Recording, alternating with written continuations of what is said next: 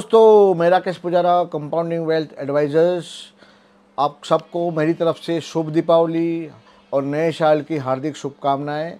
आपके लिए लेके आया हूं एक और मार्केट आउटलुक। और लास्ट 4 वीक का जो सेलिंग था वो थोड़ा अभी कम हुआ, और ये वीक का एटलीस्ट जो फॉर्मेशन हुआ है चार्ट का वो बेटर हुआ है। वो एक दर्शाता है कि शायद सेलिंग थम गया है, ऐसा लग रहा है। लेकिन वो हाइपोथेसिस होल्ड करने के लिए क्या क्या होना चाहिए, उसके लिए हम लोग थोड़ा चार्ट देख लेते हैं। और इसके लिए मैं मेरा स्क्रीन शेयर करूंगा और हम देखते हैं कि भाई हाइपोथेसिस अगर होल्ड करेगा तो क्या चार्ट फॉर्म होना चाहिए, और क्या चार्ट फॉर्म ऑलरेडी हो चुका है वो हम देखेंगे। आज वीकली चार्ट देखेंगे हम लोग, और वीकली चार्ट में भी इंडेक्सेस और सेक्टर्स देखेंगे। ठीक है, मैं क्यों बोल रहा हूँ कि रैली थम गया है। आप ये देखिए, ये जो 4 महीने का जो 4 वीक का जो सेलिंग था वो यहाँ पर ऑलमोस्ट दोजी बना है। तो दोजी हमेशा कोई भी ट्रेंड को वो लोग जब भी ट्रेंड होता है, अप ट्रेंड होता है या डाउन ट्रेंड होता है, तो पॉज का एक सिग्नल होता है। तो मुझे लग रहा है कहीं ना कहीं ये डाउन ट्रेंड कहीं पॉज हो रहा है। आरएसआई का वैल्यू भी देखिए 50 के ऊपर थम गया है वीकली में, तो यहाँ सपोर्ट होता है हमेशा वीकली 50 में। देखते हैं बैंक निफ्टी में क्या हुआ। बैंक निफ्टी का तो कैंडल उससे भी बेटर है, मतलब दोजी नहीं होके थोड़ा उसमें बॉडी भी है, और बॉडी थोड़ा ओपन से हाई में अच्छा क्लोज हुआ है। तो वहाँ पर मैंने पिछले वीडियो में भी बोला था कि banking sector, financial sector, insurance sector हमें अच्छा लग रहा है, और यही मुझे लग रहा है कि यहाँ पर दिख रहा है चार्ट पे भी। Let's see financial services. Financial services में देखो इन्वर्टेड हैमर्स बना है, लेकिन ये हर एक जो सिग्नल फाइनेंशियल सर्विसेज में देखो, ये देखो हायर टॉप हायर बॉटम बनने का चालू हो गया यहाँ पर भी। मतलब यहाँ फाइनेंशियल सर्विसेज देखे या बैंकिंग देखे, मुझे लग रहा है कि ये ठीक ही है। और उसके बाद देखें mid cap select. Mid cap select में भी देखो स्मॉल बॉडी वाला दोजी हुआ है, तो वहाँ पर भी मुझे लग रहा है कि सेलिंग एक बार थमा है। लेकिन अगर ये अपना हाइपोथेसिस समझो होल्ड करना है कि सेलिंग थम गया है, तो क्या होना चाहिए। सबसे पहला तो ये कैंडल का लो जो है, ये कैंडल का लो है 24,073.90, वो तोड़ना नहीं चाहिए। अगर बाई एनी चांस वो टूट गया, तो ये जो लो है कैंडल का लो, ये जो है 5 अगस्त वाली जो कैंडल है उसका लो है 24,893.60।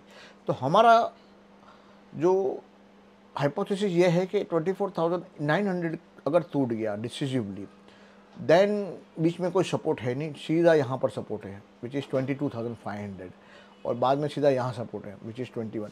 तो ये बहुत ही क्रूशियल जंक्चर पे मार्केट है, और मार्केट यहाँ से रिवर्स होना ज़रूरी है। नहीं हुआ तो मार्केट डीपर करेक्शन में जा सकता है। क्या मुझे लगता है डीपर करेक्शन में जाएगा? मुझे नहीं लगता है जाएगा, लेकिन अगर मार्केट तो मार्केट है, हम अपना खाली प्रोबेबिलिटीस्टिक जो सिनारी होता है वो बता सकते हैं। मार्केट नीचे जाएगा कि नहीं, ये किसी के हाथ में नहीं है। ये डिमांड सप्लाई का पूरा खेल है। अगर एफआई जो हिसाब से बेच रहे हैं वो कंटिन्यू करेंगे नवंबर में, तो मार्केट वो लो तो तोड़ देगा। अगर उनका सेलिंग थम गया और डीआई का बाइंग बढ़ गया, रिटेलर का बाइंग बढ़ गया, तो हो सकता है कि मार्केट नए हाई की तरफ जाएगा। अगर आप मेरा व्यू पूछे, मुझे लग रहा है कि सेलिंग थम गया है और मार्केट धीरे धीरे नई हाई की तरफ वापस जाएगा। हमने और कौन से चार्ट देखे, चार्ट हम देखे सिल्वर, गोल्ड, फ्यूचर, वो सब भी देखेंगे। मीनवाइल अपन थोड़ा सेक्टर एनालिसिस भी कर लेते हैं। Small cap, mid cap, finance अपन ने देख लिया। स्मॉल कैप में देखिए, स्मॉल कैप ने तो बड़ा बाउंस बैक दिया आफ्टर दिस सेल ऑफ, बहुत ही अच्छा बाउंस बैक दिया। तो स्टॉक स्पेसिफिक एक्शन होने का चांस है। स्मॉल कैप, मिड कैप वापस अपना रैली रिज्यूम करने का चांस है। मतलब हेडलाइन इंडाइसिस हो सकता है साइडवेज हो, थोड़ा अपर ट्रेजेक्टरी में जाए, लेकिन स्मॉल कैप, मिड कैप में देखिए क्या बाउंस बैक आया है। मिड कैप में भी compare to mid cap, small cap में बाउंस, मतलब हो सकता है रिटेल का पार्टिसिपेशन वापस स्मॉल कैप की तरफ जा रहा है। काफ़ी लोग जो कैश में बैठे हुए थे, काफ़ी लोग जो बैच के बैठे हुए थे, तो काफ़ी लोगों का भाव नहीं आ रहा था, वो भाव आने लगा है। ऑटो हमें लगता है अभी भी वीक है, जो दोजी बना है लेकिन वो भी बॉटम की तरफ बना है, तो यहाँ थोड़ा कॉशियस रहेंगे। और देखिए ये मेटल इंडेक्स में देखो रिबाउंड हुआ है, तो इसको हम कोलाबोरेट करेंगे डॉलर इंडेक्स के साथ। आगे डीएक्सवाई भी देखेंगे। अगर डीएक्सवाई रिवर्सल हुआ है तो इमर्जिंग मार्केट का रैली, मेटल का रैली वो भी चल सकता है। तो मेटल मुझे लग रहा है थोड़ा रिवर्सल दिख रहा है, और मेटल देखिए मल्टीपल सपोर्ट पे खड़ा था यहाँ पर। तो ये मेटल में हम देखेंगे कि अगर 8830 नहीं टूटता है, which is around 5% away from here, तो ये रिस्क रिवॉर्ड बहुत ही फेवरेबल है मेटल में, यहाँ पोजीशन हमें लगता है कि बनाया जा सकता है।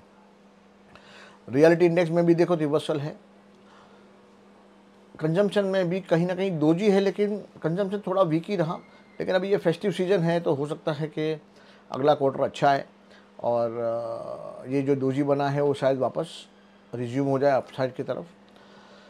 दूसरा ये हुआ कंजम्पशन में कि एक तो अगस्त महीने में बहुत ही ज़्यादा बारिश हुई और गवर्नमेंट ने स्पेंडिंग बहुत कम किया। जो फिस्कल डेफिसिट का टारगेट 4.9 है वो 3.4 ही अचीव कर पाए, तो करीबन 1.5% उन्होंने खर्चा कम किया है।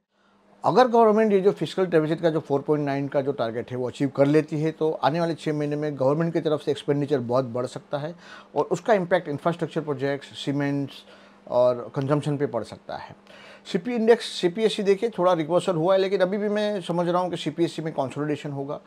काफ़ी जो बड़ा रैली था, जो इतना बड़ा रैली था, वो कहीं ना कहीं यहाँ पर कंसोलिडेट हो रहा है, तो वहाँ से मैं थोड़ा अभी भी दूर रहूँगा। इंफ्रास्ट्रक्चर देखिए थोड़ा रिवर्सल हुआ है। इंफ्रास्ट्रक्चर में रैली तो अच्छा था लेकिन कंसोलिडेशन भी अच्छा हुआ है। इंफ्रास्ट्रक्चर जैसे मैंने बोला गवर्नमेंट का स्पेंडिंग बाकी है, तो इंफ्रास्ट्रक्चर पे हमारा एक नज़र रहेगा। हमारा उसमें cwa.smallcase.com पे जाए तो इंफ्रास्ट्रक्चर का एक स्मॉल केस भी है, तो अगर आप इंफ्रास्ट्रक्चर में पार्टिसिपेट करना चाहते हैं तो वहाँ से सब्सक्राइब कर सकते हैं।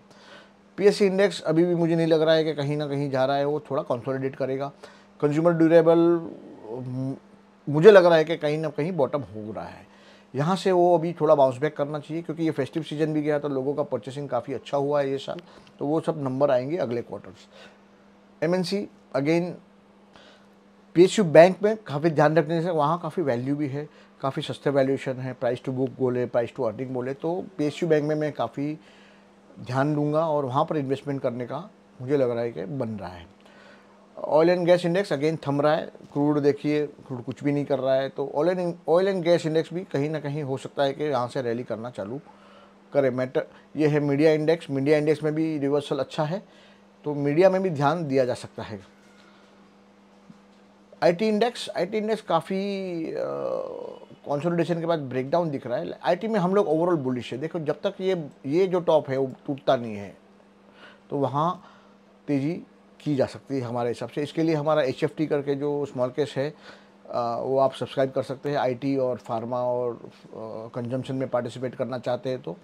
एफएमसीजी देखिए, एफएमसीजी में भी ये लीवर के जो ख़राब रिजल्ट आए थे उसके बाद में काफ़ी गिरा और यहाँ पर कहीं ना कहीं वो थम गया है, तो एफएमसीजी में भी अभी यहाँ लो रिस्क मुझे लग रहा है कि उसमें काफ़ी रिस्क कम है। तो HFT इंडेक्स और HFT हमारा स्मॉल केस है वो सबसे बढ़िया है इन्वेस्ट करने के लिए।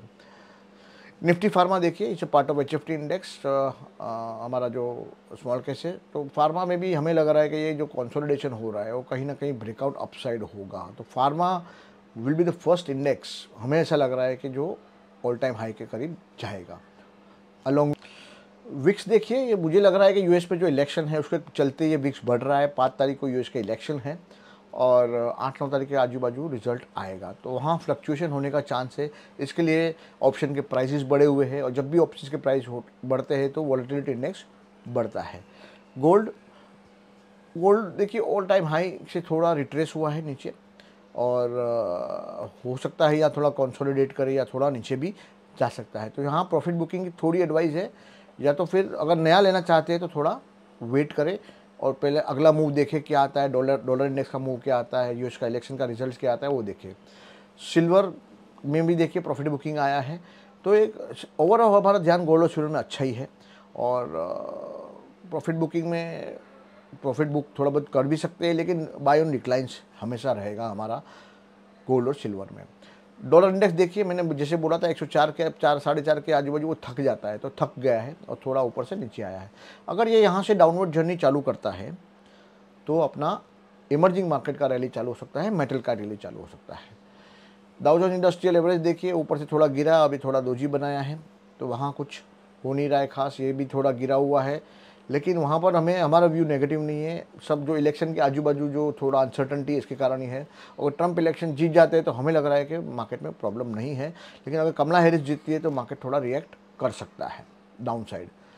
नैस्डैक में भी देखिए ऐसा ही फॉर्मेशन है और गोल्ड सिल्वर तो हमने देख ही लिया। तो ये थी कहानी ये वीक की, और आने वाला संवत आपके लिए बहुत ही प्रॉफिटेबल रहे और आप इन्वेस्टेड रहिए, हर एक करेक्शन में इन्वेस्ट करिए।